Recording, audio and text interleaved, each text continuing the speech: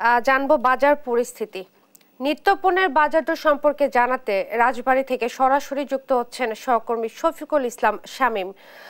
শামীম, নিত্যপণ্যের আকাশ ছোঁয়া দামে লাগাম দেয়া যাচ্ছে না, নাভিশ্বাস ক্রেতার কি বলছেন তারা এই ব্যাপারে আমাদেরকে জানাবেন।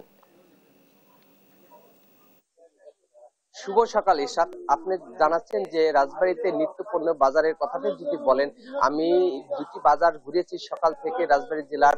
তো বাজারে এসে ক্রেতাদের সাথে কথা বলেছি, তারা কিন্তু হতাশ। নিত্য পণ্যের যে বাজারটি রয়েছে সেই বাজারে কিন্তু প্রতিনিয়তই প্রত্যেকটা পণ্যের মূল্যই কিন্তু আকাশ ছোঁয়া বা 1-2 টাকা কেজিতে বৃদ্ধি পাচ্ছে বলে ক্রেতারা জানিয়েছেন। ক্রেতারা কিন্তু হতাশ হয়ে বলছেন যে বাজারে আসলে প্রত্যেকটি জিনিসের মূল্য কিন্তু আজকে যেটা রাখবে আগামীকাল হতে সেটারই দাম বৃদ্ধি পাবে। এ ব্যাপারে আমি অনেক ক্রেতার সাথে কথা বলেছি, ভোক্তার সাথে কথা বলেছি, তারা জানিয়েছে চাউলের কেজি কিন্তু 2 থেকে 3 টাকা কেজিতে বেড়েছে। এই চাউলের দামটা বৃদ্ধি পাওয়ার কারণে কিন্তু ক্রেতারা হতাশ।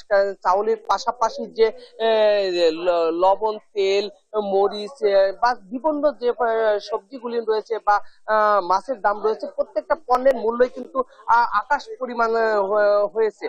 পাশাপাশি যে মুদি দোকানের যে বিভিন্ন প্রকার জিনিসপত্র রয়েছে যেটা প্রতিনিয়তই কিন্তু মানুষের প্রয়োজন হয়, তারা কিন্তু সে প্রত্যেকটা জিনিসের মূল্য কিন্তু বৃদ্ধি পাওয়ার কারণে যারা ক্রেতা রয়েছেন, যারা সাধারণ ক্রেতা রয়েছেন, তারা কিন্তু হতাশায় রয়েছে।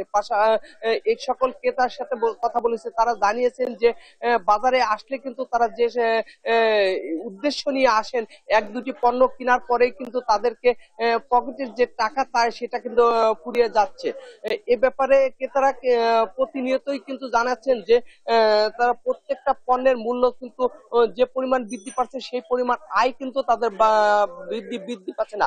আয়ের সাথে তাদের ব্যয় মিলাতে গিয়ে তাদেরকে প্রতিনিয়ত হিমশিম খেতে হচ্ছে।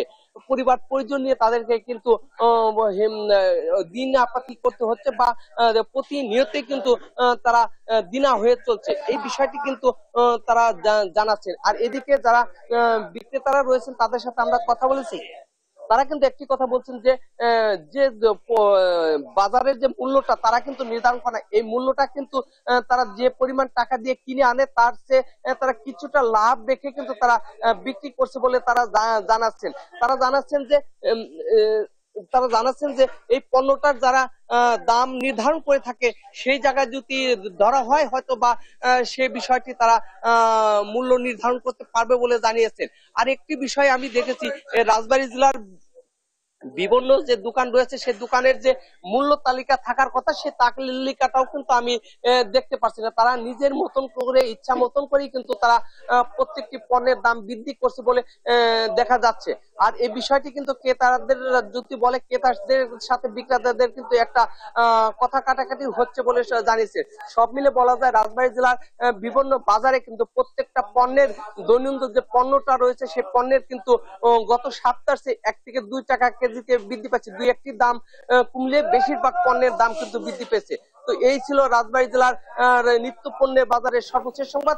আমি এখন চলে যাচ্ছি স্টুডিওতে। ইশরাত।